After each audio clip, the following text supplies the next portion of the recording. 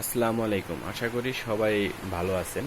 তো আজকে এই ফ্যানটা আবারও পুনরায় দেখানোর উদ্দেশ্য হলো, আজকে কিন্তু প্রচুর পরিমাণ বৃষ্টি হচ্ছে এবং কি কিছু কিছু জায়গায় জ্বর হচ্ছে, সেটা আপনারা নিউজের মাধ্যমে জানতে পেরেছেন।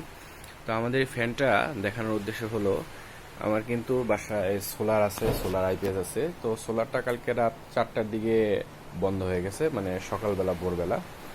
তো এই ফ্যানটা চার্জ অবস্থায় ছিল। এই ফ্যানটা খুব বেশি একটা চালানো হয়নি, সকাল থেকে এই পর্যন্ত মোটামুটি লো স্পিডে চলছে। আর এখনও কিন্তু এটা মোটামুটি ভালো সার্ভিস দিতেছে।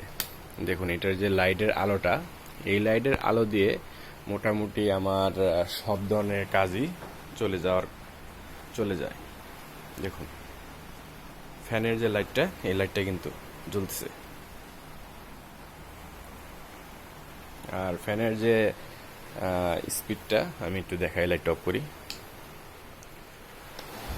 ফুল স্পিড এখনো ঠিক আছে, হলো লো স্পিড।